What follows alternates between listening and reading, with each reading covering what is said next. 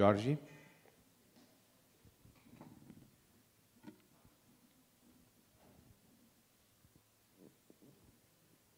Enquanto coloca, bom meio-dia, né? Esse horário, já que se avizinha aí a hora do almoço e também o tempo.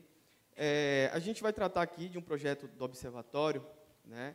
E eu dividi a apresentação em duas partes. A primeira, pela questão do tempo, eu vou ser mais corrido, vou apresentar algumas informações para os senhores também, porque é muito importante a sociedade tomar conhecimento disso. E, no final, a gente trabalha mais especificamente com o painel, né? Então, esse é o painel, esse é o projeto, que na verdade são painéis, esse aqui é um dos, da Folha de Pessoal dos municípios do estado da Bahia, que desenvolvemos com dados capturados lá do site do TCM, e aí a gente vai ver que ele tem uma visão geral, ele estabelece ranking do salário dos prefeitos e também faz comparação de folhas, né, composição de folhas. Mas eu acho muito importante a gente também ter uma visão um pouco mais abrangente, né, sobre tudo isso que a gente está falando, né, na temática de hoje, tecnologia. Então, estou tratando aqui, e aí agora me permitam, vou dar uma acelerada, dinâmica, e depois eu volto para o painel.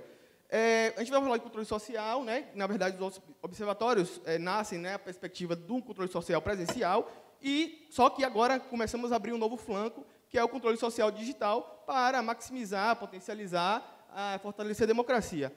Essas são o tipo de atuações que todos aqui já estão bem familiarizados, idas em escolas, verificando as situações das escolas, né? Situação de merenda escolar, né? Carne, pão congelado, que, segundo o pessoal, os alunos adoravam, né, comer, a situação das cozinhas, posto de saúde, né? Quem aqui já...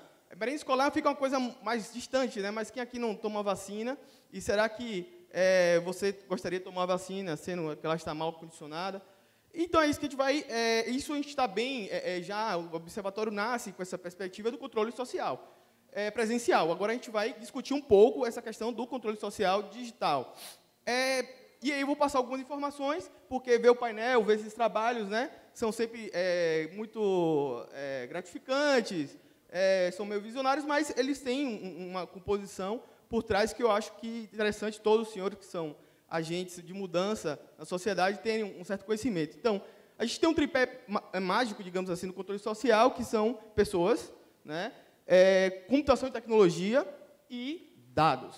Aquele ali é o nosso tripé que é mais complicado para que a gente consiga realizar controle social digital. Aqui a gente tem uma formulazinha também de nivelamento de conhecimento, que é corrupção, é igual ao monopólio, mais discricionalidade e menos transparência.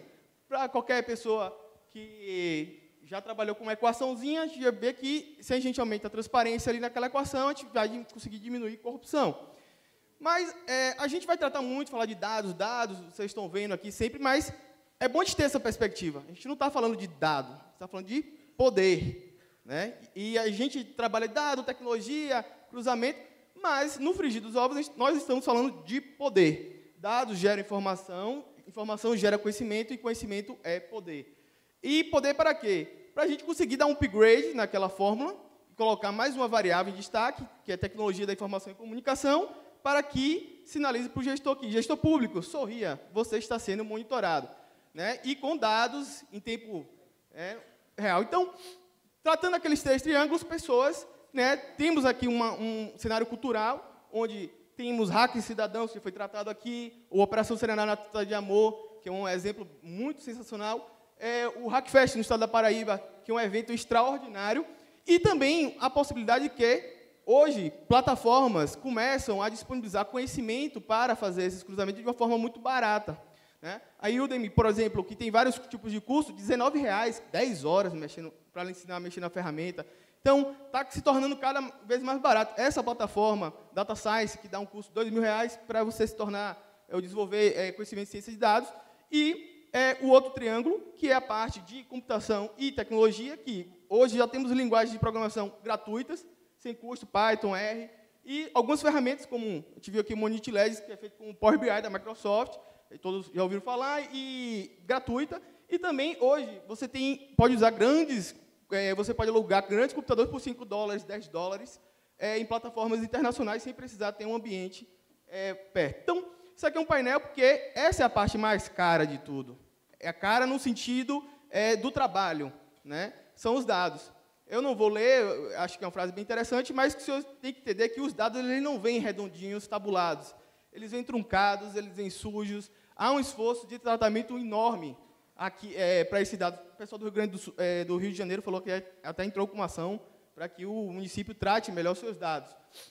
Só para dizer que essa obrigação está prevista na lei, não vou me alongar nisso, para dizer que se estamos cobrando isso do poder público é porque tem uma lei que nos resguarda. Aqui eu acho importante para a gente começar a visualizar um pouco, tornar um pouquinho mais material o que são esses dados. Muitos estão familiarizados com portais de transparência, né? Aqui o que acontece? Você faz consultas individuais, entra ali, coloca o nome de uma pessoa, né? Só que você tem visões pontuais, que a gente chama de grão. Você vê uma pessoa granular, você vê ali algumas pessoas, mas é difícil, nesse relatório, você ter uma visão de todo. Quanto todo mundo aí ganha? Quem é que ganha mais? Fica mais difícil achar essas respostas. E ainda mais que você tem mais informações dentro de links que dificultam ter essa visão do todo. Diferente, aqui é um portal de transparência, já bem tradicional, que a gente já conhece. Isso aqui é um portal de dado aberto, né? Isso aqui é o que todo mundo aqui que faz um trabalho de tecnologia espera do poder público, que ele disponibilize seus dados para que você chegue só ali, clique e baixe a base toda, sem precisar fazer muitas intervenções depois e tratamento de dados, que é o que consome 60%, 80%, 90% de um trabalho, às vezes, desse, né? Dados. Então, a nossa mina de ouro hoje é isso. Assim, dados tabulares, coluna, de uma forma bem material. Então, nome, cargo, eu quero o número ali correspondente, fosse o nome da pessoa, CPF. E porque essa é a nossa mina hoje, para fazer esse tipo de trabalho no flanco do controle social digital. Aí uma diferença, o painel de transparência e o dado aberto. Aqui é o portal do TCM. Lá o TCM na Bahia, ele disponibiliza todos os dados dos municípios, de despesa, folha de pessoal. Eu acho que isso é uma parceria bem interessante, que eu acho que a gente tem que, às vezes, focar nesses órgãos que têm esses dados, que eles liberem. A lei obriga, porque é quem produz ou custodia o dado. Eles custodiam. E eles têm, em vez de a gente estar brigando com 100, 200 municípios, ele é um hub, é um agente centralizador dessas informações. Só que eles não têm um portal de dados abertos, ele tem um portal de transparência, que aí os dados ficam assim. Né? Então, é aquela coisa, não dá para você ter visão do todo. Quem é o prefeito que ganha o maior salário? Você tem que entrar nos 417 municípios para entrar. Então, qual é o desafio? Era capturar esses dados, e aí a gente teve que desenvolver um robozinho, ele não tem nome ainda, não menina, é abstrato ainda, mas qual era o desafio? Fazer 28 mil requisições. Imagine contratar um estagiário ou uma equipe de estagiários para fazer 28 mil, entrar 28 mil vezes no site do TCM para coletar 12 milhões de dados, que é a base hoje que a gente tem, de todos os municípios da Bahia que prestam contas ao TCM. Ele foi desenvolvido nessa linguagem gratuita, né? Foram 28 mil requisições, 28 horas de trabalho. Imagine se fosse uma equipe, quanto demoraria. E para fazer uma base de 12 milhões de linhas. E aí, para agora, porque sempre inicia, né? Aqui é a parte mais linda e tal, mas 80%, 90% do trabalho está lá. Um painel desse, quando você tem aquilo lá pronto, só para clicar e baixar, um painel desse você faz em 4 horas, 5 horas. Eu costumo dizer que, às vezes, me dá mais trabalho desenvolver, achar os ícones para deixar o layout bonitinho, do que, às vezes, fazer o painel, porque as ferramentas hoje estão numa facilidade tal que é como se você estivesse fazendo um PowerPoint, né? Mas o trabalho, o esforço, o pessoal do TCU está aqui, não me deixa mentir, eles têm um trabalho gigantesco nessa área, é cobrar, primeiro, a disponibilidade daquele dado, porque tem algo que não quer, mesmo sendo algo, um dado público da sociedade, e depois, quando ele dá truncado, enfim. E aí, vamos aqui, o painel tem já mais de 1.200 visualizações hoje, a gente lançou ele no dia 9 de dezembro, combate à corrupção, e a gente vai apresentar um pouco desses 3 painéis e mostrar como a sociedade vem utilizando ele. A gente deixa disponível o acesso no site do Observatório, né, para que qualquer cidadão possa entrar e visualizar melhor os dados governamentais. O primeiro painel é um painel de visão geral, para que você entre na folha do seu município e tenha uma visão geral do seu município. Aqui, então, a gente tem, por exemplo, Santo Antônio de Jesus, que é o município lá da gente. No mês de dezembro, mostre quais cargos tem composição deles E o painel ele é interativo. Você clica, por exemplo, em cargo, todas as outras coisas filtram. Você clica ali na pessoa, ele lhe mostra. Aqui está em slide, está estático, mas ele é todo interativo. Então, aqui a gente tem Santo Antônio 1.600, ali você vê a evolução do tempo dos cargos, a linha verde, ali é a evolução dos cargos efetivos, o amarelo temporário e o vermelho são os cargos comissionados. E já na apresentação do projeto piloto, a gente começou a ver umas coisas interessantes. Lá na apresentação do piloto, o pessoal falou assim para mim, olha, a gente fez uma reunião com o prefeito e ele disse que só tinha nomeado 30% dos cargos comissionados. Eu achei, primeiro é duvidar, né? O duvidar eu não acreditava. Aí, só que, eu falei, vamos ver, na gestão passada, que é essa primeira seta, tinha cerca de 400 cargos comissionados. E já na gestão dele, que é aquela lá, daria um número correspondente a 30%. Eu quase não acreditei que ele tinha falado. Então sido tão sincero. Você duvidou, na verdade.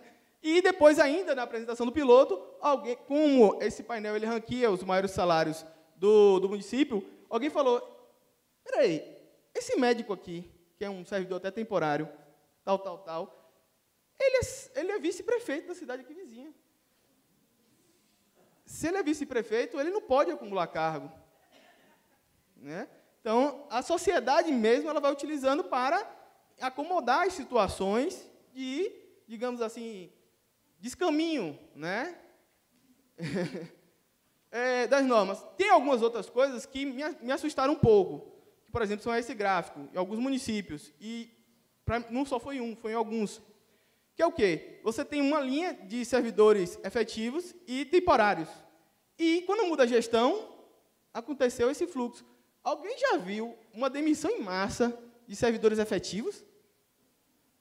Qual é a hipótese para esse caso, diante dos outros cenários? Alguns municípios, para fugir dos órgãos de controle, ou, deturpar um pouquinho a informação, estão cadastrando servidores temporários como efetivos. Então, estão cadastrando servidores temporários como efetivos. Só que chegou uma nova gestão, fez algum ajuste, e aí, olha o que aconteceu. Então, se você olha essa gestão aqui, você fala, não, boa, tem um cargo efetivo. Só que você olha de cá e fala, como assim? E aqui começa a aparecer essas coisinhas. No início você pensa que está errado, não, está errado, alguma fórmula, alguma coisa, mas você vai, faz o batimento de novo, vai no site TCM, e essas coisas começam a ficar mais evidentes, alguns já comprovados por promotores que estão investigando, mas a sinalização foi que estava acontecendo isso mesmo. Aí agora a gente vai para o painel de ranking. Aqui a gente montou um ranqueamento dos maiores salários dos prefeitos por mês, que prestam contas aos municípios, né, porque a gente pega o TCM, e aí a gente começa a ranquear aqui os maiores salários, botar aqui um detalhamento, um extrato, e também ranquear ali por faixa de remuneração. A partir desse painel, alguns meses depois, saíram algumas notícias na mídia local, né, divulgando, porque a mídia, por exemplo, nunca teve acesso, ela nunca conseguiu fazer essa análise do ranqueamento, porque eram 417 municípios, né, toda essa dificuldade logística. Às vezes ela pediu informações para entidades de classe, dos prefeitos, que às vezes não entregavam. E é interessante dessa notícia, eu achei essa. Na Bahia, 15 prefeitos ganham mais do que o governador. Acho que são 15 prefeitos que se acham que têm uma obrigação ou uma responsabilidade maior que o governador. O outro painel é um painel comparativo. Ele visa estabelecer comparações de folha, porque, às vezes, você está dialogando com o gestor e fala assim, não, prefeito, está com excesso de cargos, servidores temporários, o comissionado. Aí ele fala, não, minha prefeitura é a menor da região, a menor do estado, que tem cargos comissionados, e aqui você começa a gerar dado, informação, conhecimento, poder, para poder dialogar de uma forma mais qualificada. Não, e tem municípios aqui espantosos. Ó. Vocês perceberam um padrão interessante? Quem é o maior salário? Nesse comparativo entre cidades na faixa de 100 mil habitantes, como é que está a folha de Paulo Afonso, no amarelinho, servidores temporários, que são nomeados pelo prefeito com seleções ditas simplificadas, né, que, enfim, na verdade, cabine de prego, para dizer assim, de uma forma mais sintética. E aqui, o Ministério Público usou aquele painel comparativo para processar um prefeito e foi identificado não só o excesso de cargos servidores temporários, nomeados na caneta pelo prefeito, como também aquele probleminha que eu falei de cadastrar servidores temporários como efetivos para fugir do controle. Aqui é um QR Code que a gente botou, que quiser dar uma olhada no painel, só tem os dados lá dos municípios da Bahia, mas vale dar uma olhada. A experiência fica melhor por computador. Aqui, já finalizando, um painel que mostra as despesas que vamos lançar agora. A gente está capturando as despesas, já não vão ser todos pela dificuldade de captura, só vão ser de 20 municípios. E a gente vai mostrar alguns